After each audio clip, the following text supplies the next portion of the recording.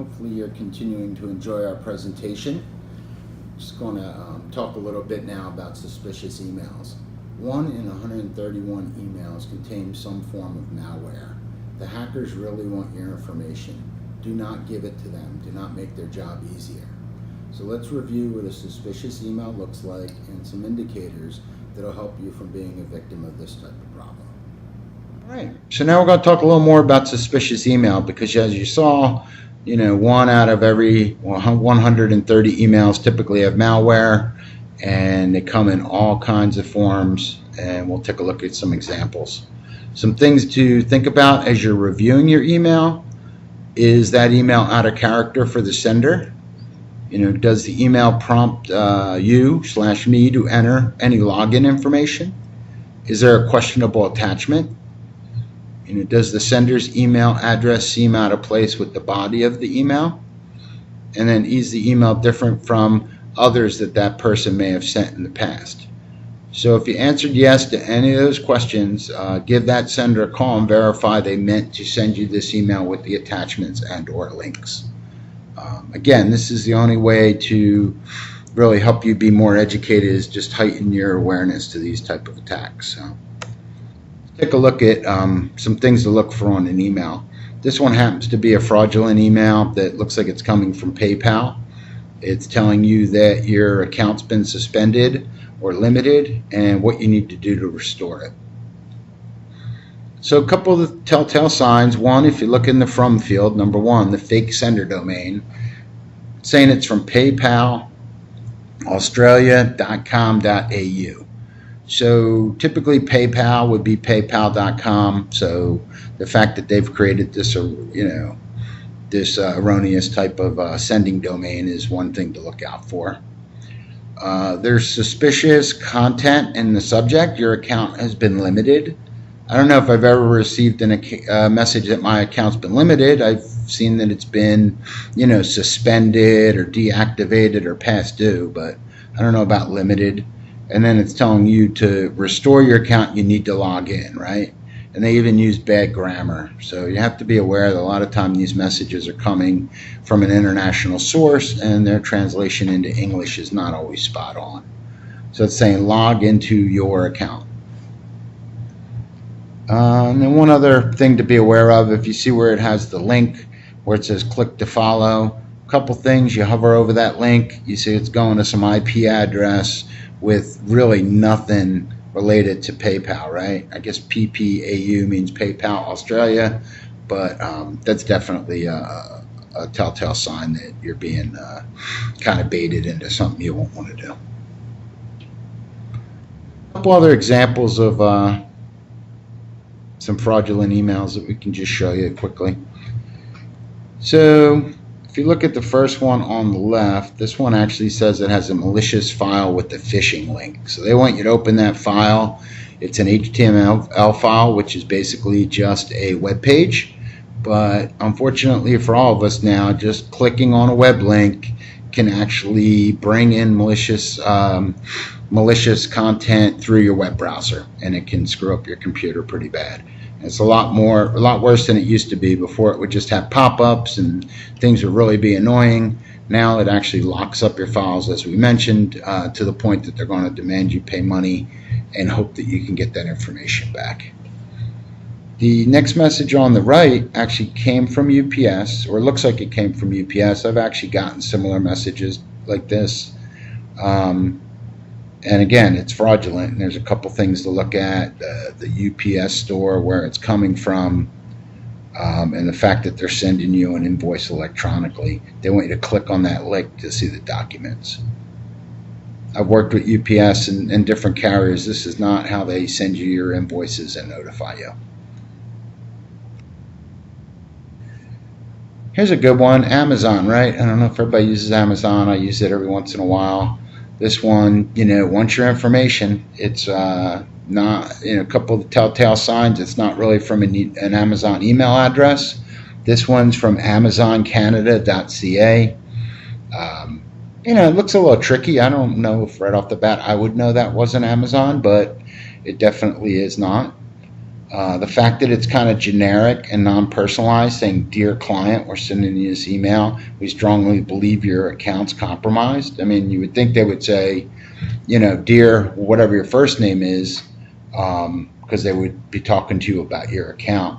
And again, they want to make sure, they take care of you, and they want you to click on that link. So hovering over that link shows it's a non-Amazon site. It actually redirects it to some site beginning with a K and ending in a J. So my assumption there is that it's some international destination we do not want to visit. And next one on the right, this is from the IRS. It's good news, you're getting a refund. Click on this link and get started. I don't know how many people have gotten money back from the IRS, but they usually don't send you an email, and they're definitely not going to tell you it's good news. So got to be careful. They're scamming. Again, it could be the Social Security Service, could be the IRS, it could be just about anyone.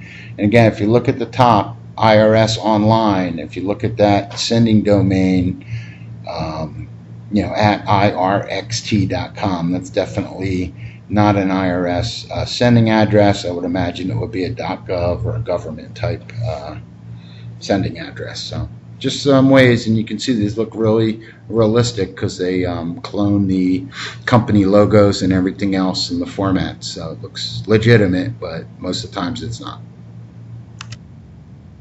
All right. Now we survived the suspicious and malicious email segment. We'll move on to some tips for actually preventing ransomware.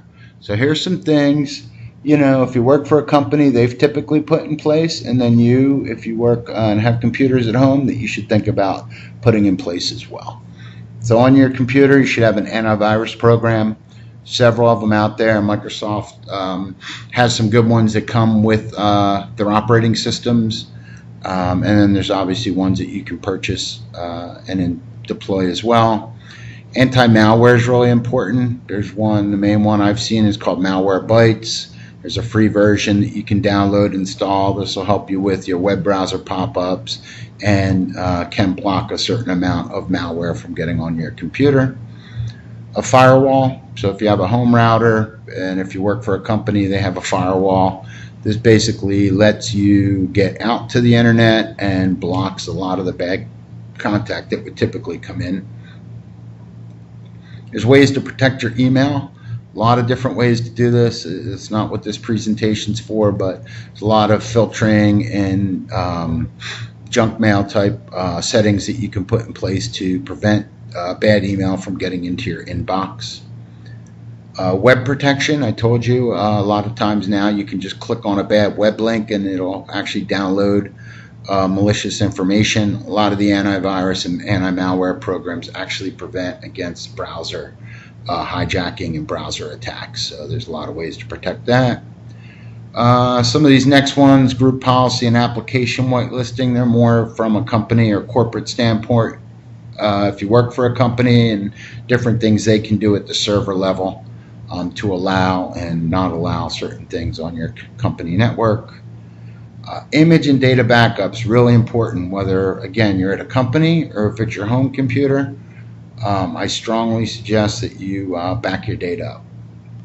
At home, you can simply buy an external USB drive, and if you're a Windows user, Windows has some really good backup utilities that, kind of unattended at night, will copy all the information from your hard drive to this external drive.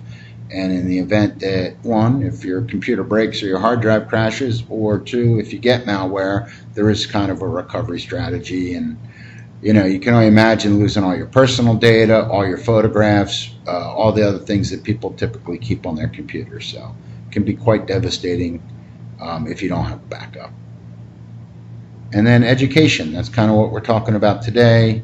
You as an end user working for your company, or just an end user at home on your personal computer, being aware of what's going on in the kind of world and ways and things to be aware of is really important. So it's all we can do from an education standpoint. All right, so now we get into what happens if you actually didn't heed all the prior warnings and actually click on something or go somewhere and it looks like your computer's getting infected or has been infected. So the first thing you need to do is what they say is isolate the infection ASAP. So by that we mean, one, if you're hooked up to a company network or even a home network, you want to disconnect the machine that you think's infected from that network, because it will spread to other machines on that network, or in the case of a company, can actually get to the file server, and not only will it mess up your personal computer at work, it'll really affect the whole network there and can be pretty devastating.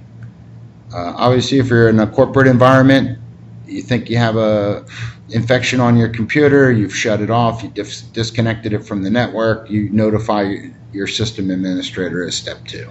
So whoever handles IT at your company or manages the network would need to know that right away. And then typically they would move into some type of recovery mode, which would involve restoring the system back from some type of backup that hopefully was done.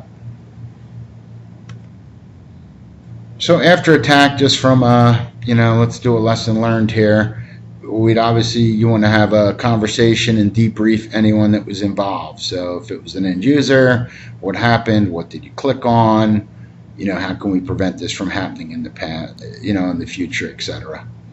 And then obviously we'd want to identify and repair any vulnerabilities that may exist, not only on that computer, but on that corporate network. And then again, use it as a lesson learned. Let the people in the company know that this happened and things they need to do to prevent it. All right, so some important takeaways from this presentation, and we cannot stress these points enough. Image and data backups is critical, because in the event of a ransomware attack, if you decide not to pay the ransom, or even if you do decide to pay the ransom and you don't get your information back, having an image or data backup is the only way to restore your system to the state it was prior to this occurring. Basically, it's the only way to get the information back on your computer. So that's part of the recovery and preparation strategy. Education is a preventative measure. You should have open communication.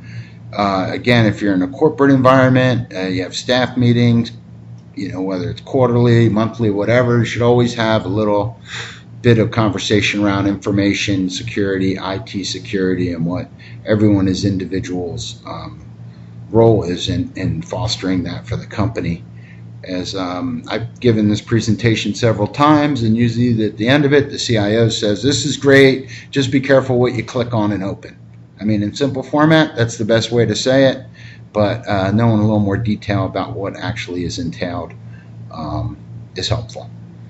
And then, again, from a prevention preparation standpoint, some type of network security assessment. So there's a lot of companies out there that will actually scan your external ports on your firewall, see if there's any vulnerabilities, and make recommendations on staying up with kind of the best practices around that. So great. Any questions? Sorry this presentation's not live, but if you would like to have this done for your business specifically, we can do that, and definitely take advantage of a question and answer period at the end. Thank you for your time. If you need an expert in security or other aspects of computers and networking, you can contact us, and there's our information. Thank you, Carolina. This has been great, and thank you everyone for watching our presentation, and we hope you found our ransomware survival guide useful.